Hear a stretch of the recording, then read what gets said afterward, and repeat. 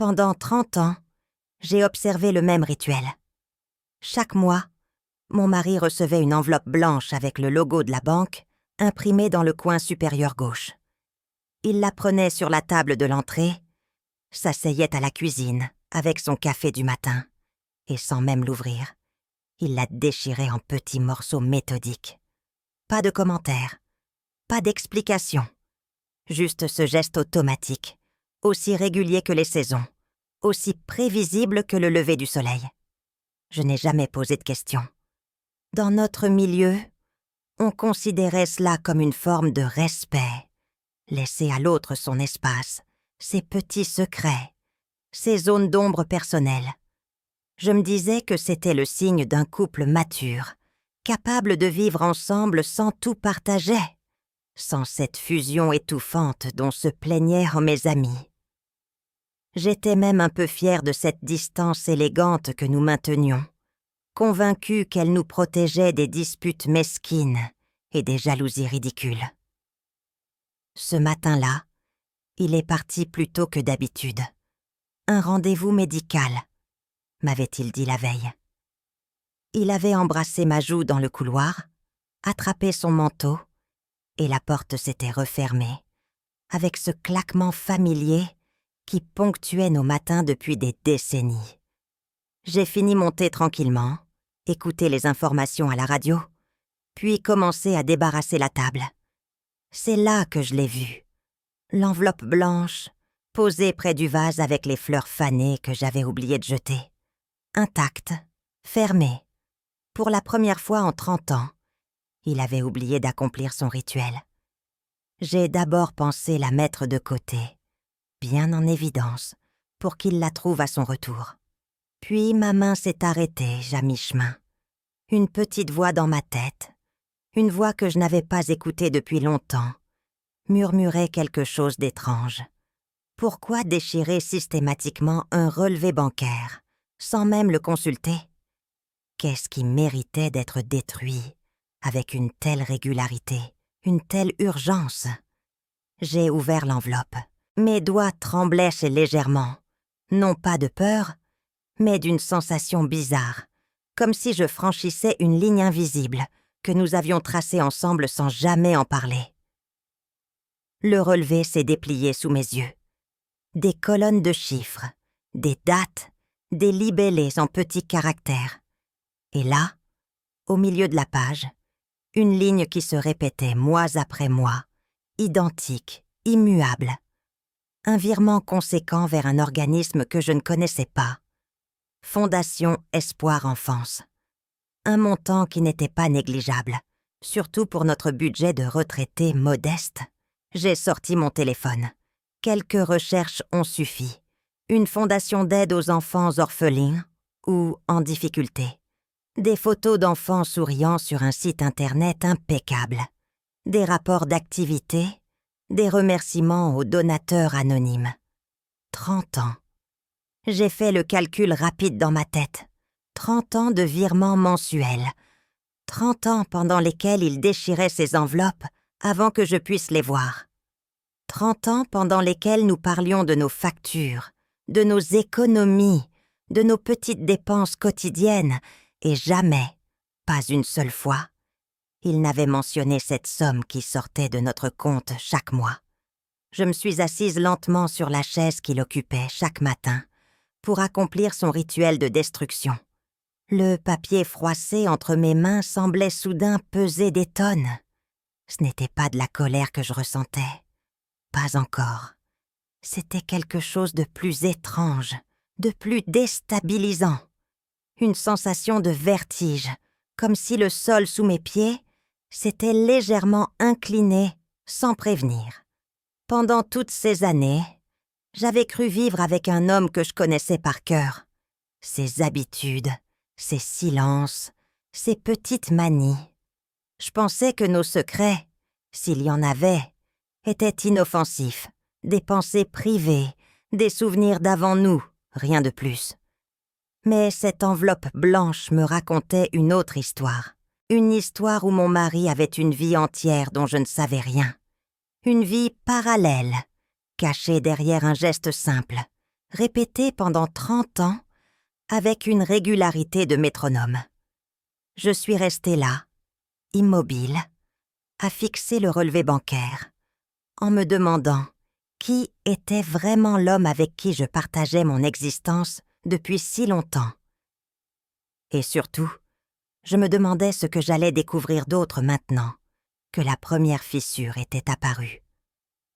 Vue de l'extérieur, notre vie ressemblait exactement à ce qu'elle devait être.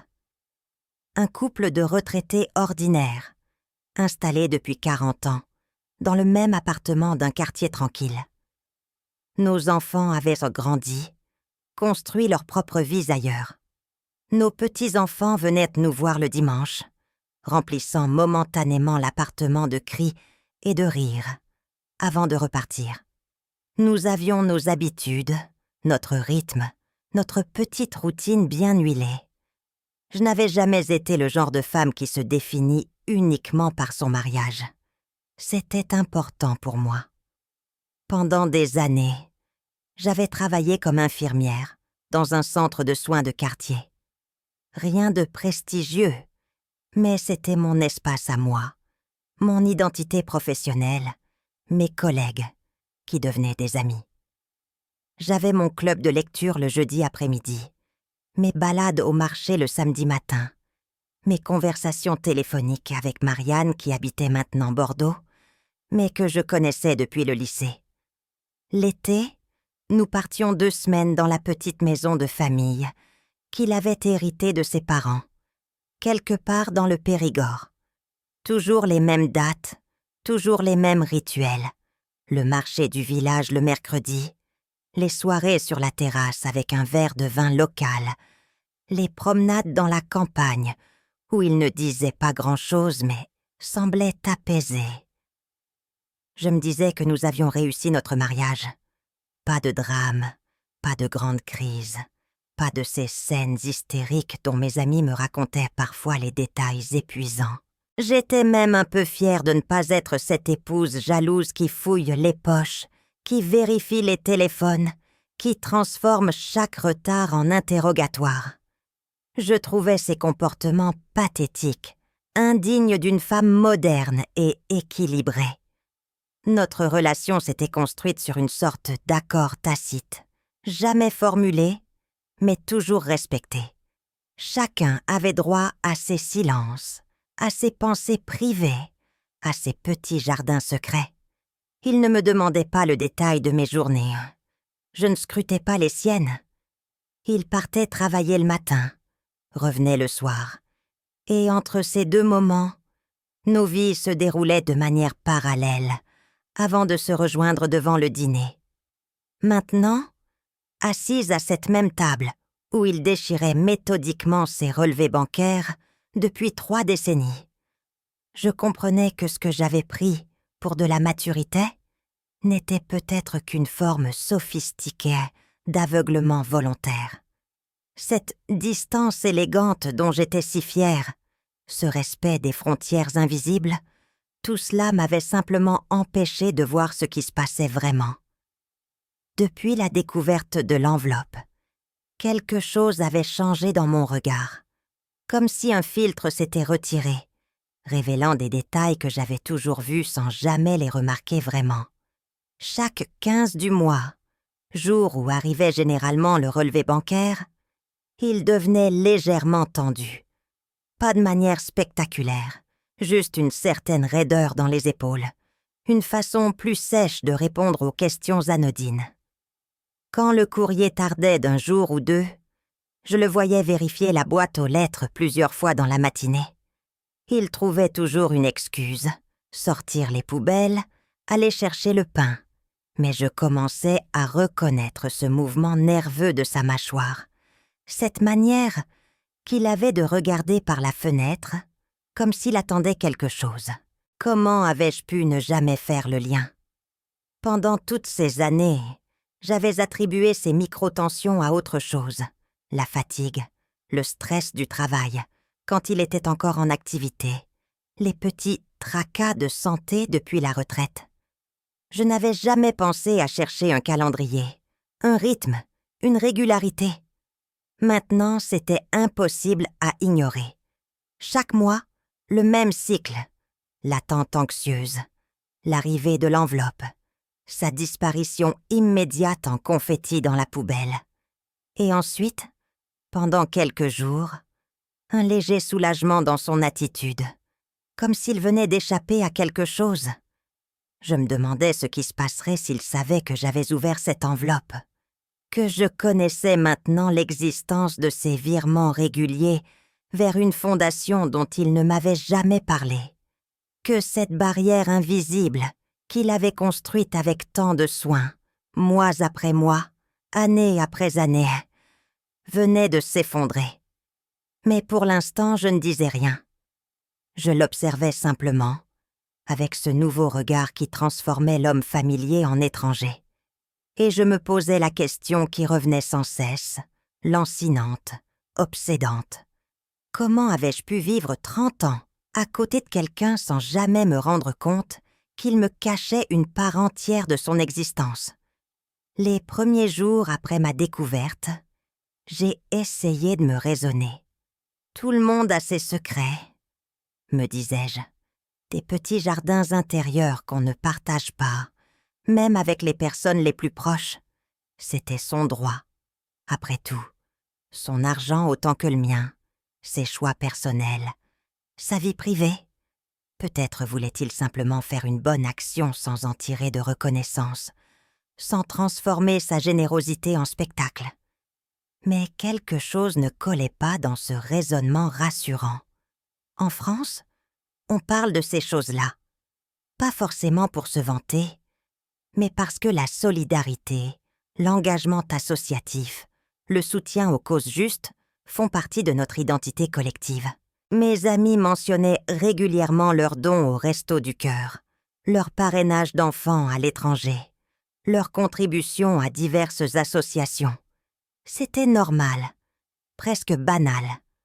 Alors pourquoi lui cachait-il si soigneusement quelque chose qui aurait dû être une fierté? J'ai passé une soirée entière sur le site internet de la Fondation Espoir Enfance. Des photos d'enfants souriants dans des centres d'accueil lumineux, des rapports d'activités détaillés, des comptes transparents, des témoignages de familles aidées. Tout semblait parfaitement légitime, respectable même. Une belle œuvre, le genre d'organisation à laquelle n'importe qui serait fier de contribuer. Ce qui rendait le secret encore plus incompréhensible. 2 jours plus tard, pendant qu'il était sorti faire ses courses habituelles au supermarché, j'ai composé le numéro indiqué sur le site. Ma voix tremblait légèrement quand j'ai demandé à parler à quelqu'un concernant les dons réguliers. Je me suis présentée comme une potentielle donatrice, quelqu'un qui envisageait de mettre en place un virement mensuel et souhaitait en savoir plus sur le fonctionnement. La femme au bout du fil avait une voix chaleureuse, professionnelle, mais sincère. Elle m'a expliqué les différentes formules, les projets en cours, l'impact concret de chaque contribution. Puis, presque timidement, j'ai mentionné que mon mari contribuait peut-être déjà. Est-ce qu'elle pourrait vérifier? Le silence qui a suivi n'a duré que quelques secondes, mais il m'a semblé interminable. Puis elle a dit son nom, mon nom de famille, avec une sorte de respect dans la voix que je ne m'attendais pas à entendre.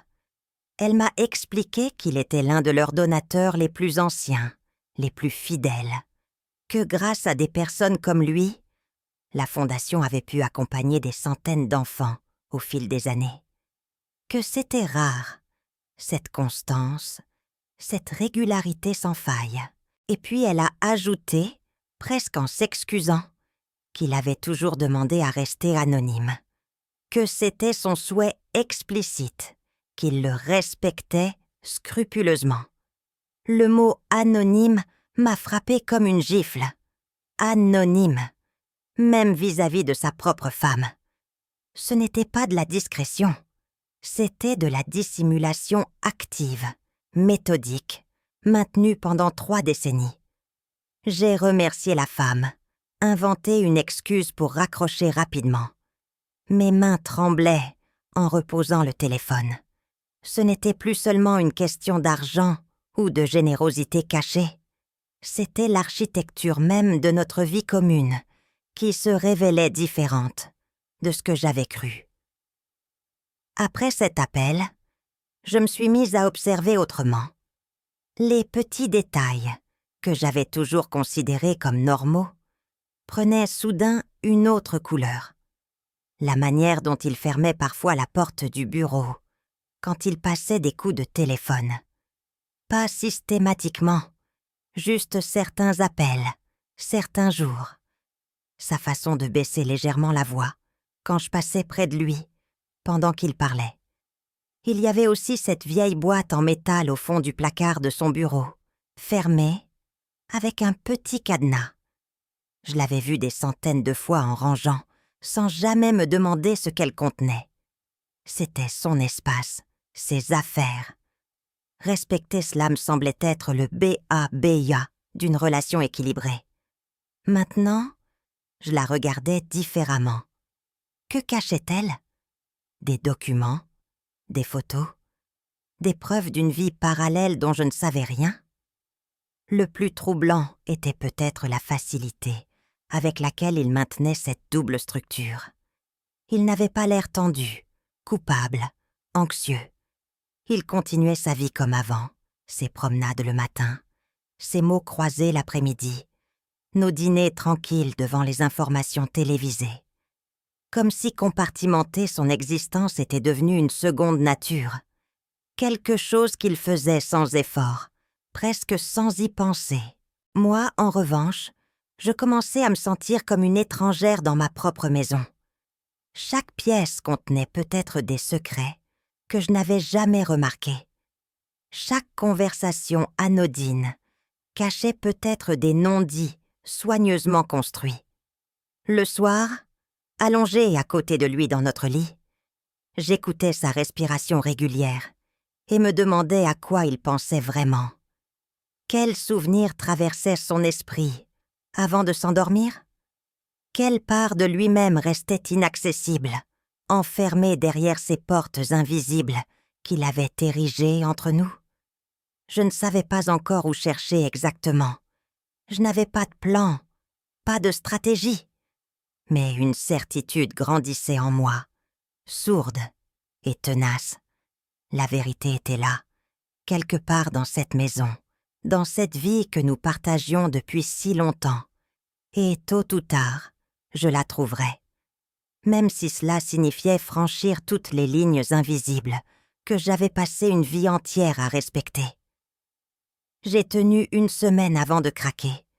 1 semaine à porter ce secret comme un poids sur la poitrine, à observer mon mari comme on observe un inconnu, à me réveiller la nuit avec cette question qui tournait en boucle.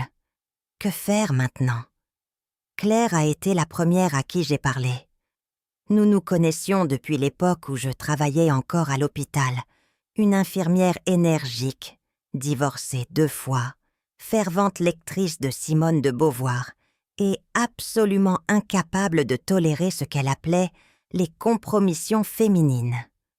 Je l'ai retrouvée dans notre café habituel, près du parc, et dès que j'ai commencé à raconter, j'ai vu son visage se durcir. Elle n'a pas attendu que je termine mon histoire. Déjà, ses mains s'agitaient. Sa voix montait légèrement. Pour elle, c'était simple, limpide même. Je devais partir immédiatement, prendre un avocat, engager un détective privé si nécessaire, découvrir toute la vérité, exiger des comptes, reprendre le contrôle de ma vie. 30 ans de mensonges, répétait-elle. 30 ans pendant lesquels il m'avait traitée comme une enfant qu'on protège de la réalité. C'était inacceptable, impardonnable. Je l'écoutais parler, et quelque chose en moi se refermait. Pas parce qu'elle avait tort, peut-être même avait-elle raison, mais sa colère était trop bruyante, trop tranchante pour ce que je ressentais. Mon trouble était plus complexe, plus nuancé. Ce n'était pas une guerre que je voulais déclarer. C'était une énigme que je voulais comprendre. Quand je suis rentrée chez moi ce soir-là, ces mots résonnaient encore dans ma tête, mais comme une langue étrangère, que je ne parlais pas vraiment. Ma mère a eu une réaction complètement opposée. Je suis allée la voir le dimanche suivant, dans sa petite maison de retraite, aux murs clairs et aux couloirs silencieux. Elle a 86 ans maintenant, une génération entière nous sépare, et cela se sentait dans chacun de ses mots. Elle m'a écoutée sans m'interrompre, ses mains ridées posées sur ses genoux. Puis elle a soupiré, de ce soupir qui semblait porter le poids de toute une époque révolue. Tous les hommes ont leurs secrets, m'a-t-elle dit doucement. Son propre mari, mon père, en avait certainement eu. L'important n'était pas ce qu'il cachait, mais comment il se comportait au quotidien. Mon mari ne me battait pas, il ne buvait pas. Il avait toujours ramené son salaire à la maison, élevé ses enfants, était présent. Selon elle, fouiller dans son passé, détruire l'équilibre de notre couple à cause de vieilles histoires, c'était une folie moderne. Une lubie née de cette obsession contemporaine pour la transparence totale, l'authenticité à tout prix. Dans son monde à elle, certaines choses restaient enfouies parce que c'était ainsi que les couples duraient.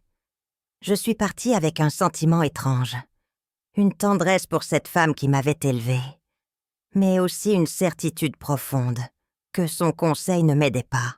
Et elle venait d'un temps où le silence des femmes y était considéré comme une vertu. Moi, je ne voulais plus me taire, mais je ne savais pas encore comment parler. Catherine, mon ancienne collègue avec qui j'avais gardé contact depuis ma retraite, a proposé une approche plus mesurée. Nous prenions le thé chez elle quand je me suis décidée à aborder le sujet. Elle m'a écoutée attentivement, réfléchissant avant de répondre. Sa suggestion était simple, presque trop simple. Pourquoi ne pas lui parler directement? Lui dire que j'avais vu le relevé, que je savais pour les virements, que je voulais comprendre. Peut-être n'y avait-il rien de sinistre là-dedans. Peut-être était-ce vraiment juste de la charité, une œuvre personnelle qu'il préférait garder discrète, par pudeur ou par principe. Elle parlait avec cette logique rassurante des gens qui croient encore aux conversations franches et aux malentendus facilement résolus. Mais je savais qu'elle se trompait, pas sur le fait qu'il fallait parler. Cela, je le sentais venir, inévitable. Mais sur la nature de ce secret. On ne cache pas pendant 30 ans quelque chose qui n'est pas profondément personnel, profondément lié à ce qu'on est vraiment. Ce n'était pas de la simple discrétion. C'était une architecture minutieuse, construite année après année, virement après virement, enveloppe déchirée après enveloppe déchirée. En rentrant chez moi ce soir-là, j'ai réalisé quelque chose de troublant. Plus je parlais à différentes personnes, plus je me sentais seule. Chacune me renvoyait sa propre expérience, ses propres peurs, ses propres certitudes. Claire voulait que je rejoue sa guerre. Ma mère voulait que je continue le silence qu'elle-même avait choisi. Catherine voulait croire à une explication simple, parce que cela la rassurait sur son propre mariage. Mais personne ne comprenait vraiment ce que je ressentais. Cette sensation étrange d'être devenue étrangère à ma propre vie. Cette impression que les murs de ma maison cachaient des histoires que je n'avais jamais lues. Cette peur diffuse que tout ce que je croyais savoir sur l'homme avec qui je vivais depuis 40 ans n'était peut-être qu'une version édulcorée, incomplète, soigneusement filtrée. Personne ne pouvait décider à ma place. Personne ne vivrait les conséquences de mes choix. Personne ne dormirait à côté de cet homme, en se demandant qui il était vraiment. Le lendemain, je me suis réveillée avec une certitude froide, presque calme. J'allais chercher la vérité moi-même, sans détective, sans confrontation immédiate, sans ultimatum. Juste moi, avançant pas à pas dans le labyrinthe que mon mari avait construit. Parce qu'au fond, c'était peut-être la seule manière de comprendre non seulement qui il était, mais aussi qui j'avais été pendant toutes ces années de confortable aveuglement. C'est arrivé un jeudi après-midi, pendant qu'il était parti faire sa promenade habituelle au parc. J'avais décidé de ranger les placards du haut, une de ces tâches qu'on reporte indéfiniment jusqu'à ce qu'elles deviennent une urgence fictive pour occuper l'esprit. J'ai sorti l'escabeau du débarras, grimpé jusqu'à l'étagère la plus haute du placard de l'entrée. Mes mains ont attrapé une vieille boîte en carton poussiéreuse, coincée derrière des couvertures d'hiver que nous n'utilisions plus. Elle était lourde, mal scotchée, avec des traces jaunies sur les bords. Je l'ai descendue prudemment, une marche après l'autre, et l'ai posée sur la table de la salle à manger. Quand j'ai ouvert le couvercle, une odeur de vieux papier s'est échappée, cette senteur particulière des documents qui ont traversé les décennies. À l'intérieur, un désordre familier. Notre acte de mariage plié dans son enveloppe administrative, les carnets de santé des enfants avec leurs graphiques de croissance annotés, des photos de classe aux couleurs passées, des bulletins scolaires, des faire-part de naissance. Je reconnaissais chaque élément. C'était notre histoire familiale officielle, archivée dans cette boîte comme dans un petit musée personnel. J'ai feuilleté distraitement les documents, touchant du doigt ces traces matérielles d'une vie construite ensemble. Puis mes doigts ont heurté quelque chose au fond de la boîte. Une enveloppe différente des autres, plus petite, d'un papier jauni qui semblait plus ancien. Aucune inscription dessus. Aucun nom, aucune date, aucune indication. Je l'ai ouverte sans réfléchir. À l'intérieur, une seule photographie. Format standard, légèrement corné, développé sur ce papier brillant qu'on utilisait dans les années 90. Un petit garçon, peut-être 5 ou 6 ans, assis sur un muret de pierre. Il portait un pull-over à rayures marines et regardait l'objectif avec une expression sérieuse, presque timide. Ses cheveux châtains étaient coupés courts. Ses yeux sombres fixaient le photographe avec une intensité étrange pour un enfant de cet âge. Ce qui m'a frappé immédiatement, avant même que mon cerveau ne comprenne vraiment ce qu'il voyait, c'était cette impression de déjà-vu, comme si je connaissais ce visage, comme si je l'avais vu grandir, évoluer, vieillir. Et puis j'ai compris, ce n'était pas un déjà-vu, c'était le visage de mon mari. Pas exactement le sien, bien sûr, mais une version miniature, enfantine, troublante de ressemblance. La même forme de mâchoire, un peu carrée, le même pli au coin des lèvres quand il ne souriait pas vraiment. Les mêmes sourcils, légèrement froncés, donnant cette expression concentrée que je connaissais par cœur. Mes mains ont commencé à trembler. J'ai retourné la photographie. Au dos, une écriture que je ne reconnaissais pas, fine, penchée, probablement féminine. Juste quelques mots. Julien, 15 avril 1995. Le chiffre s'est imprimé dans mon cerveau comme une brûlure. L'année où notre fils cadet était né. Notre deuxième enfant.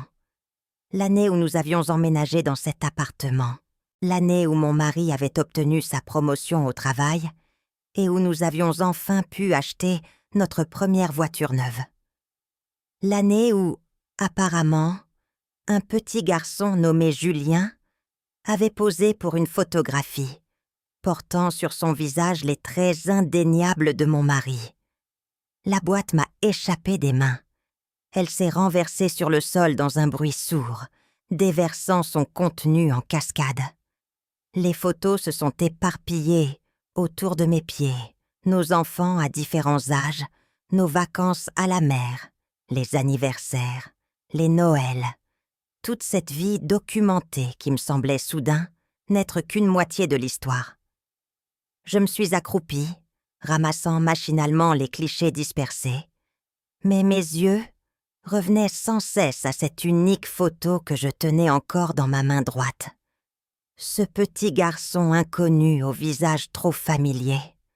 Mon cœur battait si fort que je l'entendais résonner dans mes oreilles. Une sensation de vertige m'a envahi, comme si le sol sous mes genoux devenait instable. Toutes les questions des dernières semaines venaient de converger vers cette image. Les virements mensuels, la fondation pour enfants, l'anonymat obstiné, les enveloppes déchirées pendant 30 ans. Ce n'était pas de la simple charité, ce n'était pas un engagement philanthropique désintéressé. C'était un enfant, son enfant, un petit garçon né en 1995, la même année que notre propre fils, et dont l'existence avait été soigneusement effacée de notre vie commune. J'ai essayé de respirer calmement, mais l'air ne semblait plus vouloir entrer dans mes poumons. Mes pensées se bousculaient, chaotiques, tentant de reconstituer une chronologie que je ne connaissais pas. Quand? Comment? Qui était la mère? Savait-elle pour nous? Savait-il pour elle pendant que je portais notre deuxième enfant? Pendant toutes ces années, j'avais cru partager une vie avec lui, élever nos enfants, construire notre famille. Mais tout ce temps, il y avait eu ce parallèle invisible, cette autre vie, cet autre fils, dont il ne prononçait jamais le nom. Julien. Je me suis relevée lentement, serrant toujours la photographie dans ma main, comme une pièce à conviction. Mes jambes tremblaient. Dans quelques minutes, il reviendrait de sa promenade. Il entrerait par cette porte, enlèverait ses chaussures dans l'entrée, me demanderait si j'avais passé un bon après-midi. Et je devrais décider. Lui montrer cette photo maintenant, immédiatement, et regarder son visage quand il comprendrait que son secret venait d'exploser. Ou remettre l'image dans sa cachette, refermer la boîte, continuer à chercher jusqu'à ce que j'aie reconstitué toute l'histoire? Dehors, j'ai entendu le bruit familier de ses pas dans l'escalier. Je n'avais plus le temps de décider. Je n'ai rien dit pendant le dîner. Nous avons mangé dans un silence inhabituel, à peine rompu par le cliquetis des couverts contre les assiettes. Il a remarqué quelque chose. Je le voyais à sa manière de me jeter des regards en biais, comme s'il cherchait à décoder mon humeur. Mais il n'a pas posé de questions. C'était peut-être notre problème depuis toujours. Cette habitude de contourner les silences, au lieu de les affronter. Après avoir débarrassé la table, je suis allée chercher la photographie dans le tiroir, où je l'avais glissée. Mes mains ne tremblèrent plus. Une sorte de calme froid s'était installé en moi. Cette lucidité terrible qui vient quand on sait qu'il n'y a plus de retour possible. Il était assis dans le salon, son journal déplié sur les genoux, ses lunettes sur le nez. La scène parfaite du retraité paisible dans son intérieur familier. J'ai traversé la pièce et posé la photo sur le journal, sans un mot. Je n'oublierai jamais la manière dont son visage a changé. D'abord l'incompréhension, ses yeux plissés essayant de comprendre ce qu'il regardait. Puis la reconnaissance, brutale, qui a fait pâlir ses joues. Ses mains se sont crispées sur les accoudoirs du fauteuil. Il a ouvert la bouche, mais aucun son n'est sorti.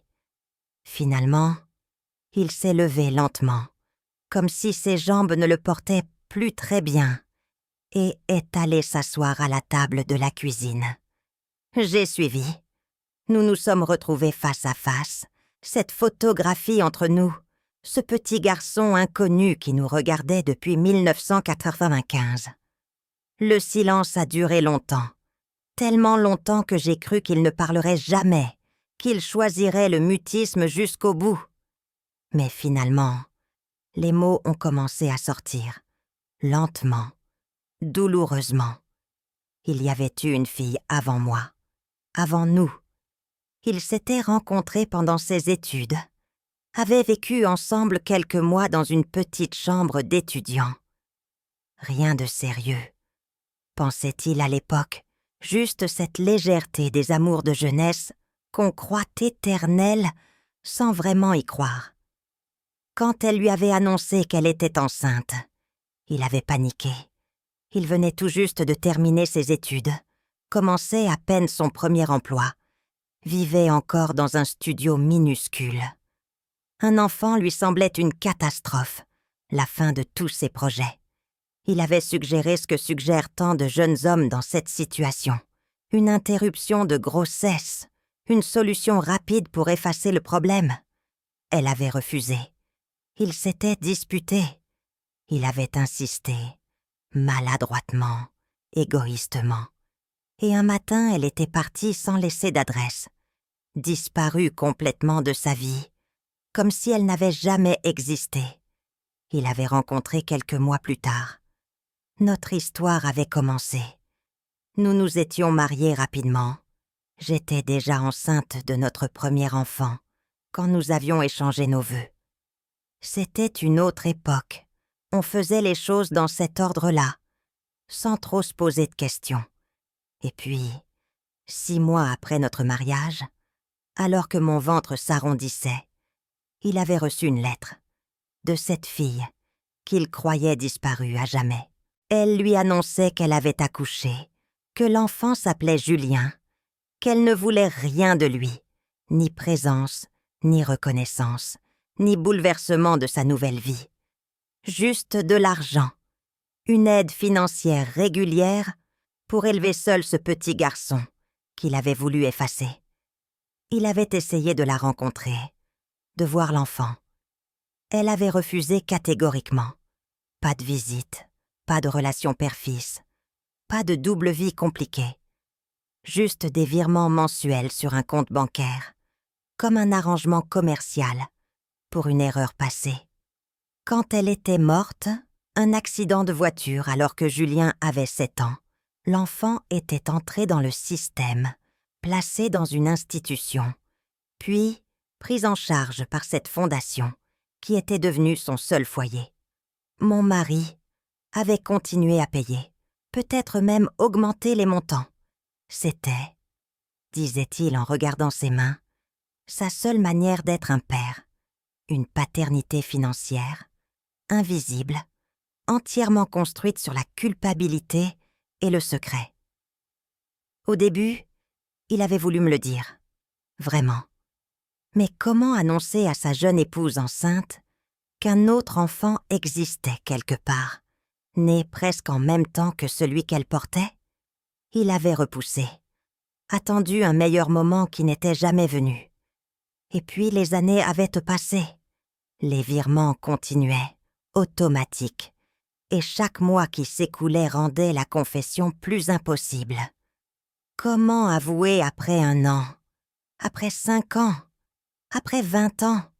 Comment démolir 3 décennies de vie commune pour parler d'un enfant qu'il n'avait jamais vu grandir, d'une femme qu'il avait connue quelques mois à peine?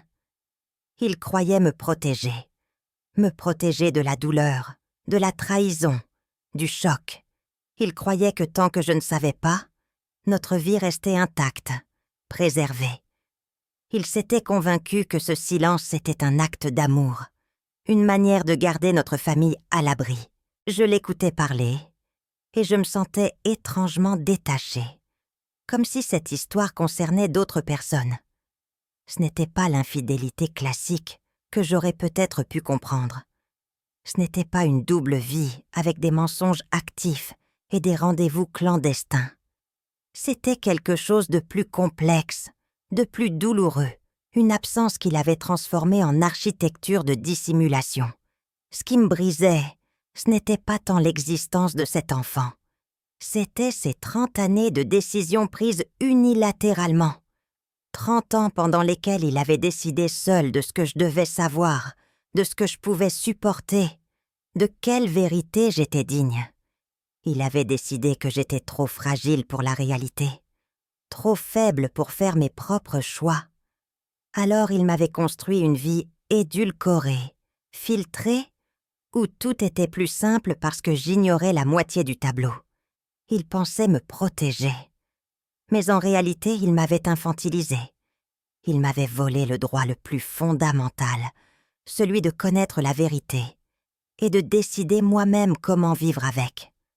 Quand il a fini de parler, le silence est retombé, plus lourd encore qu'avant. La photographie de Julien était toujours posée entre nous, ce petit visage sérieux qui nous regardait comme un reproche silencieux. Je me suis levée sans dire un mot. Je ne savais pas quoi dire. La colère viendrait peut-être plus tard. Les larmes aussi. Mais pour l'instant, il n'y avait qu'un vide immense, froid, où toutes mes certitudes venaient de s'effondrer. Je suis allée dans notre chambre. J'ai sorti une valise du placard et j'ai commencé à y mettre quelques affaires. Derrière moi, je l'entendais qui restait assis à la table de la cuisine, immobile. Le poids de 30 années de silence enfin retombé sur ses épaules. Je me suis installée chez Claire, dans son petit appartement aux murs couverts d'affiches féministes et de livres empilés jusqu'au plafond. Et elle m'a accueillie sans poser de questions, sans jugement, en me préparant simplement le canapé-lit du salon et en mettant la bouilloire à chauffer. Pour la première fois depuis des semaines, j'ai dormi d'un sommeil sans rêve, épuisé, vide. Il n'y a pas eu de scène dramatique, pas d'ultimatum lancé dans la colère, pas de porte claquée, pas de larmes spectaculaires.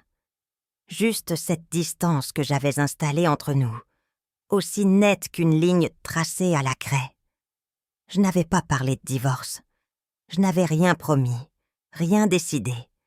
J'avais simplement besoin d'espace pour respirer, pour penser, pour comprendre qui j'étais en dehors de ce mariage, construit sur des omissions. Nos enfants ont réagi exactement comme je m'y attendais. Notre fille aînée m'a appelée le 3e jour, la voix tendue entre inquiétude et reproche. Elle ne comprenait pas. Papa lui avait raconté une version édulcorée, un malentendu, des tensions, rien de grave. Pourquoi cette réaction si extrême? À notre âge, à quelques années de nos 70 ans, on ne quittait pas son mari comme une jeune femme impulsive. On arrangeait les choses, on pardonnait. On pensait aux petits-enfants qui avaient besoin de stabilité. Mon fils avait un ordre plus direct, presque brutal. Qu'est-ce qui me prenait? Après 40 ans de mariage, qu'est-ce qui pouvait être si grave pour justifier ce départ? Les gens de notre génération ne se séparaient pas pour un oui ou pour un non. On composait, on acceptait, on vieillissait ensemble, point final. Je les écoutais et je mesurais à quel point ils ne comprenaient rien. Pas parce qu'ils manquaient d'empathie, mais parce qu'ils n'avaient jamais été privés du droit de savoir. Toute leur vie, ils avaient eu accès à la vérité, ou du moins, à ce qu'ils croyaient être la vérité. Ils ne pouvaient pas concevoir ce que c'était de découvrir, à 63 ans, qu'on avait vécu dans une version filtrée de sa propre existence. En France, dans notre milieu, dans notre génération, on ne recommence pas sa vie à mon âge. On a ses habitudes, ses amis communs, ses repas de famille, ses petits-enfants qui viennent le dimanche. Quitter son mari, après 40 ans, c'était rompre tout un écosystème social patiemment construit. Claire mise à part, la plupart de mes amis ne savaient pas quoi me dire. Elles compatissaient vaguement, proposaient des cafés, où les silences gênés remplaçaient les vraies conversations. Même moi, parfois, je me demandais ce que je faisais. Allongée sur ce canapé-lit inconfortable, écoutant les bruits de la rue à travers les fenêtres mal isolées, je me surprenais à penser à notre lit, à nos routines, à la facilité du quotidien partagé. Il aurait été tellement plus simple de rentrer, d'accepter ses excuses, de refermer cette boîte de Pandore et de continuer comme avant. Mais quelque chose en moi refusait. Pas par orgueil, pas même par colère d'ailleurs. La colère était venue et repartie en vagues, remplacée par quelque chose de plus profond, de plus définitif. Ce qui me hantait, ce n'était même pas l'existence de Julien. Un enfant né, avant notre mariage, d'une relation antérieure. J'aurais pu comprendre, accepter, intégrer cette réalité si on m'en avait donné la chance. Ce qui me détruisait, c'était la décision. Sa décision unilatérale de me priver de cette information pendant 30 ans. Il avait construit autour de moi une version confortable de la réalité, comme on aménage une chambre douillette pour quelqu'un qu'on juge trop fragile pour affronter le monde extérieur. Il avait décidé, seul, de ce que je pouvais savoir et de ce qui devait rester caché. Il avait fait de moi une enfant qu'on protège, une invalide émotionnelle, incapable de gérer la complexité. Et le plus douloureux, c'était de réaliser que j'avais été complice de cette infantilisation. Moi avec mon respect des frontières, mon refus de poser des questions, ma fierté d'être une épouse qui ne fouille pas, qui ne suspecte pas, qui fait confiance aveuglément. Tout cela n'était qu'une autre forme de démission. J'avais construit ma propre cage dorée, pavée de principes et de convenances. Pendant 30 ans, j'avais joué un rôle dans une pièce dont je ne connaissais pas le vrai scénario. J'étais l'épouse aimante, la mère dévouée, la compagne stable. Tous ces personnages étaient réels, authentiques même. Mais ils évoluaient dans un décor incomplet, une version censurée de notre histoire commune. Les virements mensuels continuaient, probablement. Julien existait quelque part, jeune homme d'une 30aine d'années maintenant, portant en lui les gènes de mon mari, peut-être le même pli au coin des lèvres, les mêmes gestes que je connaissais par cœur. Et moi, pendant toutes ces années, je dînais avec un homme qui parlait de la météo, des informations télévisées, de nos projets de vacances, tout en déchirant méthodiquement les preuves d'une autre vie. Une nuit, incapable de dormir, j'ai réalisé quelque chose qui m'a glacée. Si je rentrais maintenant, si j'acceptais ses explications et ses regrets, que changerais-je vraiment? Il serait désolé, certainement sincère dans son remords.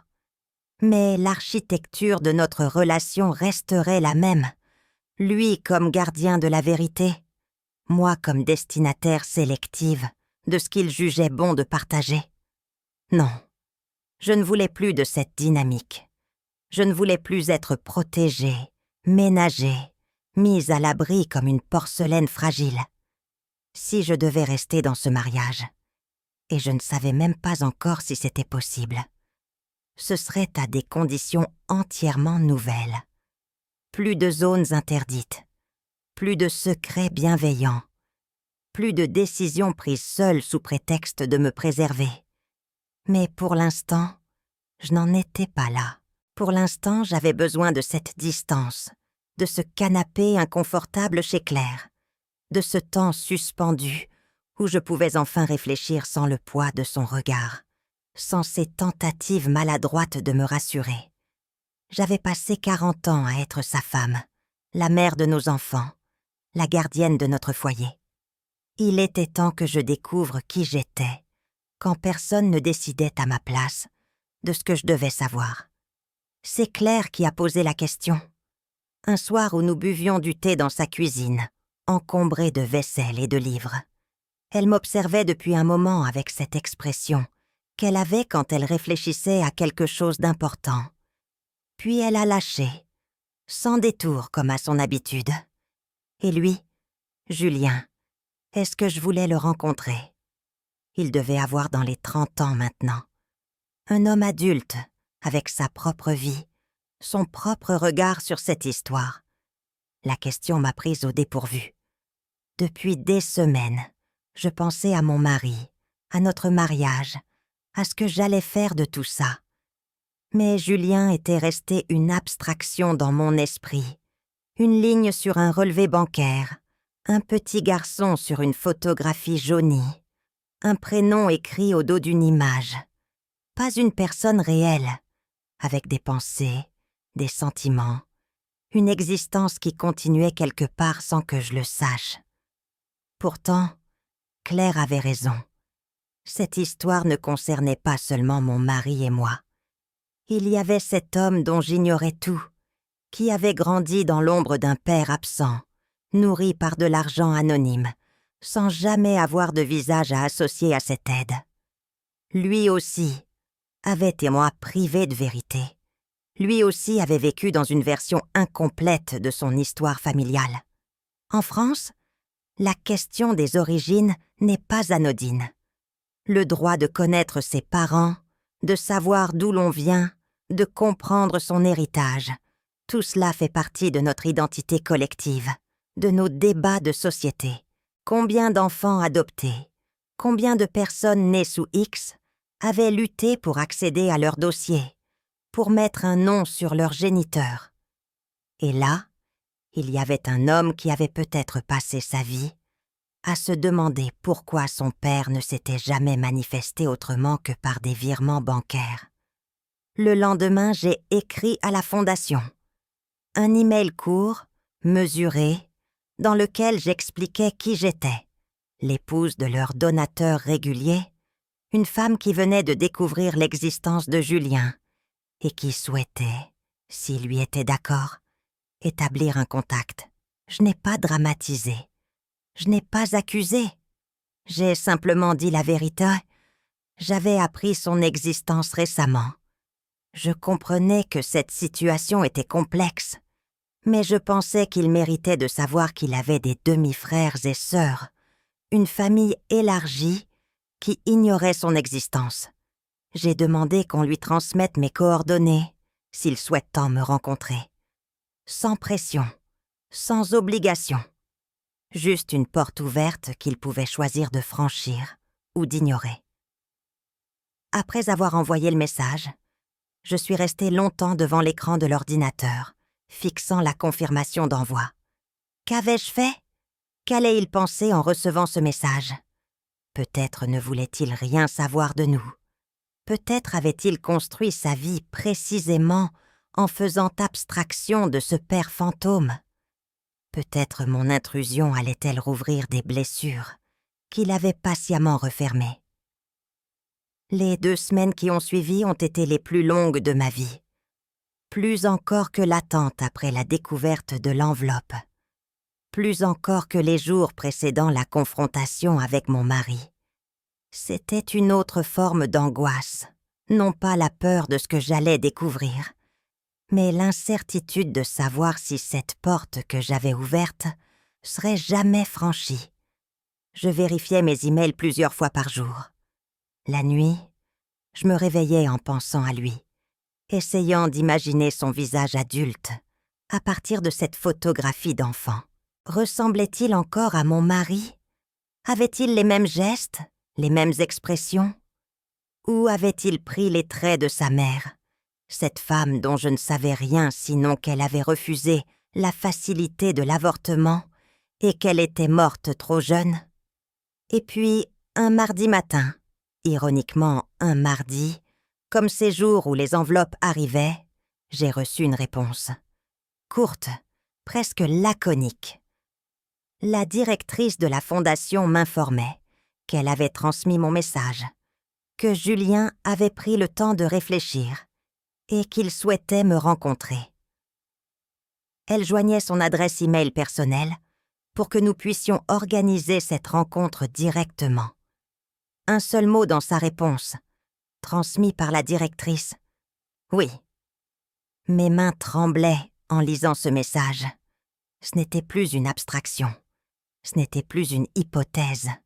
C'était un homme réel qui avait décidé de me faire face, de franchir le gouffre que nos vies parallèles avaient créé. En écrivant mon premier email directement à Julien, j'ai réalisé que quelque chose avait changé en moi. Pendant des semaines, j'avais été passive, découvrant des secrets, subissant des révélations, réagissant aux choix que d'autres avaient faits sans moi. Là, pour la première fois, je prenais une initiative. j'ouvrais une porte plutôt que d'attendre qu'on me la ferme au visage. Cette histoire n'était plus seulement celle de mon couple.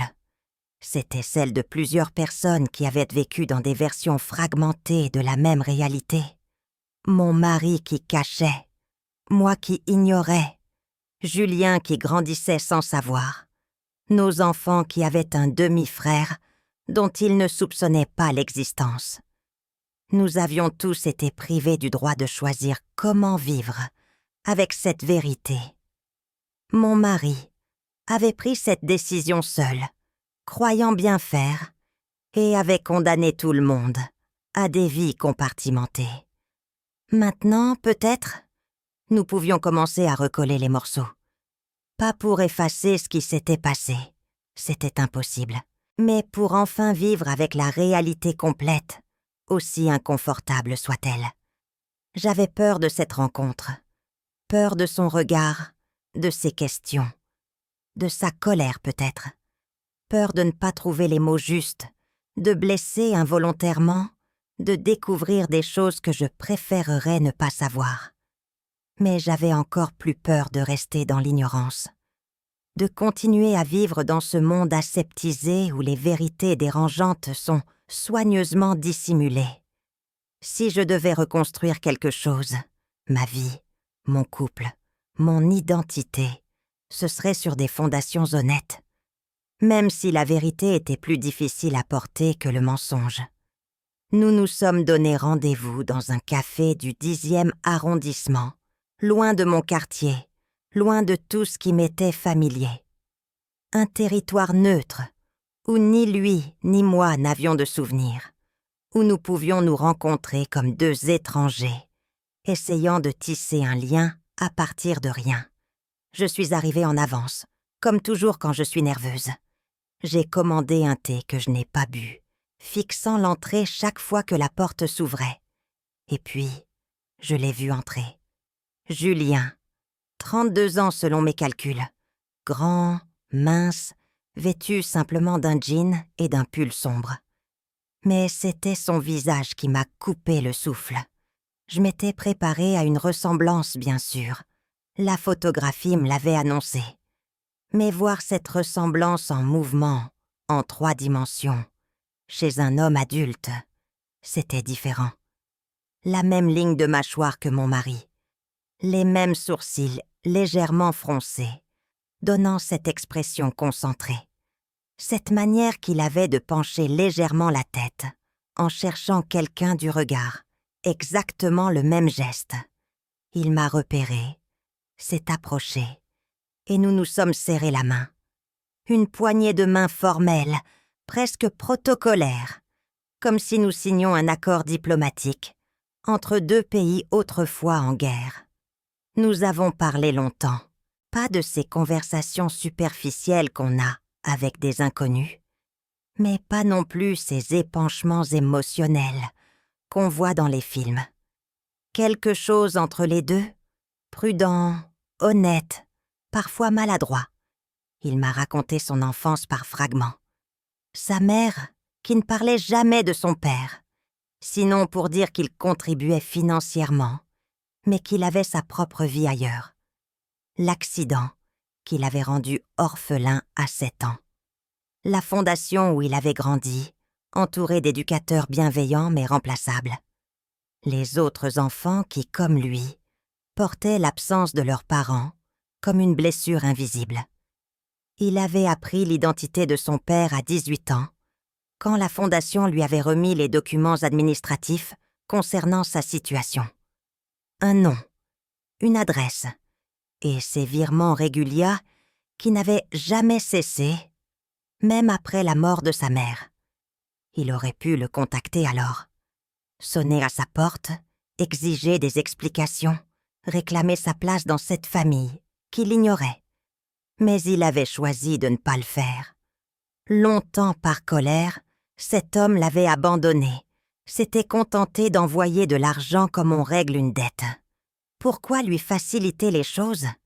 Pourquoi forcer une relation que son père n'avait manifestement jamais voulu? Puis, avec le temps, la colère s'était émoussée. Il avait construit sa propre vie, Des études en informatique, un bon emploi, une femme qu'il aimait, une petite fille qui venait d'avoir 3 ans. Il s'était construit sans père, et cette construction tenait debout. Ce qu'il m'a dit ensuite a changé quelque chose en moi, de manière subtile mais définitive. Il ne considérait pas son père comme un héros, loin de là. Mais il ne le voyait pas non plus comme un monstre. Juste un homme qui avait eu peur à 20 ans, qui avait fait un mauvais choix et qui avait passé 3 décennies à essayer de compenser maladroitement, de loin, par le seul moyen qu'il connaissait. Ce n'était ni admirable, ni condamnable. C'était juste humain, dans toute sa complexité imparfaite. Je l'écoutais et je réalisais combien j'avais passé ces dernières semaines dans une pensée binaire. Mon mari était soit un menteur manipulateur, soit une victime des circonstances. Notre mariage était soit une imposture, soit quelque chose à sauver à tout prix. Il fallait que je choisisse un camp, que je tranche, que je déclare un vainqueur dans cette histoire. Mais Julien, avec son calme désarmant, me montrait une autre voie. On pouvait reconnaître l'erreur sans exiger la destruction totale. On pouvait accepter la complexité sans chercher à tout simplifier en catégories morales confortables. Son père, notre mari, mon mari, avait pris de mauvaises décisions. Il avait menti, dissimulé, privé plusieurs personnes de choix importants. Mais il avait aussi continué à payer pendant 30 ans, même quand rien ne l'y obligeait légalement. Il n'avait pas fui complètement. Il avait assumé financièrement, même si émotionnellement il avait été absent. Nous avons parlé de l'avenir. Pas de grande réconciliation filmée, pas de promesses impossibles. Juste des choses concrètes, pratiques. Peut-être un déjeuner de temps en temps, s'il en avait envie. La possibilité pour nos enfants, ses demi-frères et sœurs, de le rencontrer, s'ils le souhaitaient tous. Des liens légers, sans obligation, que chacun pourrait définir à sa mesure. Il ne cherchait pas un père maintenant. Il en avait trop longtemps manqué pour que ce rôle puisse encore être rempli. Mais peut-être une place dans cette constellation familiale élargie, une reconnaissance de son existence, une fin à ce secret qui avait empoisonné tant de vies. En le quittant devant le café, après avoir échangé nos numéros et promis de rester en contact, je me suis sentie étrangement apaisée. Pas heureuse, il y avait encore trop de douleur pour ça, mais soulagée d'une manière que je ne m'expliquais pas complètement. Cette rencontre ne réglait rien, au fond. Mon mari avait toujours menti pendant 30 ans. J'avais toujours été tenue dans l'ignorance. Notre mariage restait construit sur une fondation fissurée. Mais quelque chose d'essentiel venait de se produire.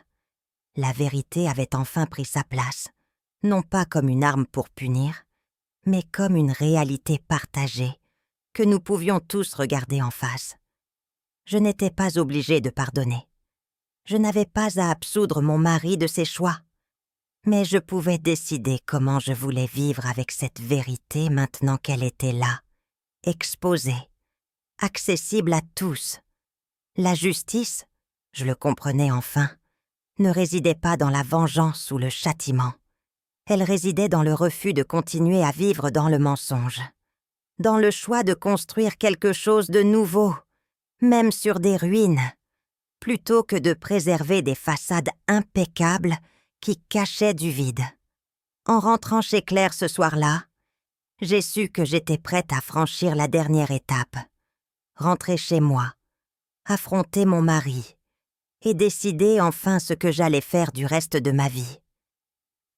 Je suis rentrée à la maison 2 mois après mon départ, pas dans un élan de pardon spontané, pas parce que le temps avait miraculeusement effacé la douleur, mais parce que j'avais compris quelque chose d'essentiel.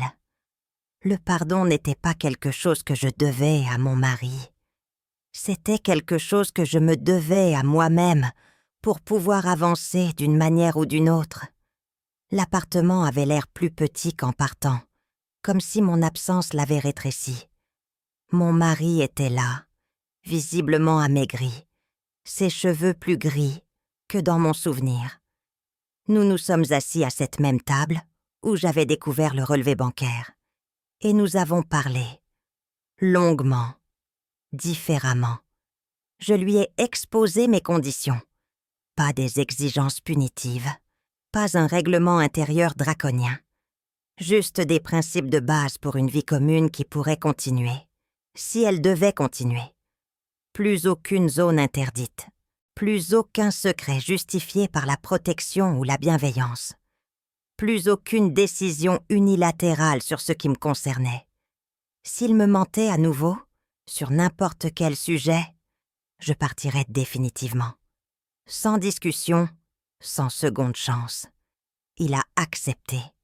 Pas avec soulagement.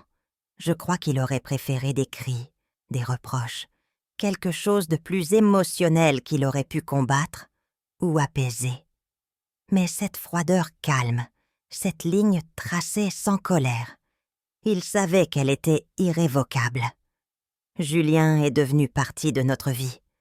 Pas de manière spectaculaire, pas avec ces retrouvailles larmoyantes qu'on voit dans les émissions télévisées. Juste quelques visites, d'abord espacées, puis plus régulières. Il venait parfois le dimanche avec sa femme et sa petite fille. Nos enfants ont mis du temps à accepter le choc d'apprendre l'existence d'un demi-frère à 35 ans passés n'était pas anodin. Mais ils étaient adultes, capables de comprendre la complexité. Et peu à peu, des liens se sont tissés.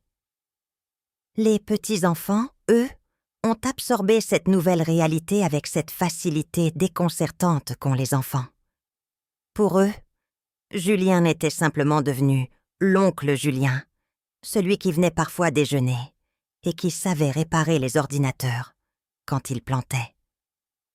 Il ne posait pas de questions embarrassantes sur pourquoi il n'avait jamais été là avant. Il était là maintenant, et cela leur suffisait. Ce n'était pas une famille recomposée, harmonieuse, comme dans les catalogues de meubles. C'était maladroit parfois. Les silences pouvaient être lourds lors des premiers repas communs. Mais c'était honnête. Nous avions tous accepté de vivre avec cette vérité inconfortable, plutôt que de continuer à jouer des rôles dans une fiction confortable. L'autre jour, en rangeant un tiroir de la cuisine, je suis tombée sur cette fameuse enveloppe, le relevé bancaire que j'avais ouvert ce matin, où tout avait basculé. Je l'avais gardé sans vraiment savoir pourquoi. Peut-être comme une pièce à conviction, une preuve que je n'avais pas inventé tout ça. Je l'ai tenu dans mes mains un long moment. Plus de tremblement, plus de vertige, plus cette sensation de sol qui se dérobe. C'était juste un morceau de papier maintenant, témoignant d'un passé révolu. Les virements continuaient. D'ailleurs, Julien nous avait demandé de maintenir le soutien à la fondation, en mémoire de sa mère et des autres enfants qui y grandissaient encore. Mais les enveloppes ne sont plus déchirées. Elles arrivent, nous les consultons ensemble, et nous classons les documents dans un dossier comme toutes nos autres factures.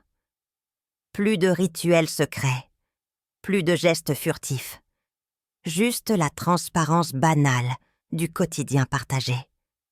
Je ne sais pas si j'ai pardonné, au sens où on l'entend habituellement. Certaines blessures ne se referment pas complètement. Elles laissent des cicatrices qu'on apprend à vivre avec. Mais j'ai choisi de ne plus laisser ce mensonge définir toute mon existence. J'ai choisi de construire quelque chose de différent, ni l'effacement du passé, ni sa répétition.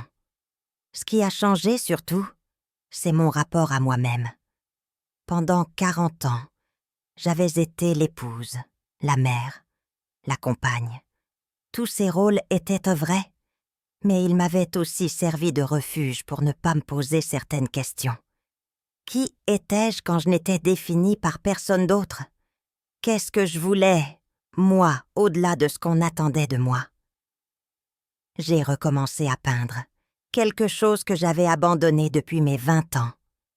Je sors avec Claire et d'autres amis, sans me sentir obligée de rentrer à une heure précise. Je prends des décisions sans me demander d'abord ce que mon mari en penserait. Petite chose, peut-être, mais qui dessine les contours d'une autonomie que je n'avais jamais vraiment revendiquée. L'autre soir, alors que nous dînions tranquillement, lui avec son journal, moi avec mon livre, j'ai levé les yeux et je l'ai regardé. Cet homme que je connais depuis plus de 40 ans et qui reste d'une certaine manière un mystère. Nous vieillissons ensemble, nos corps se fatiguent, nos habitudes se renforcent. Mais je ne vis plus dans l'illusion de tout savoir, de tout contrôler.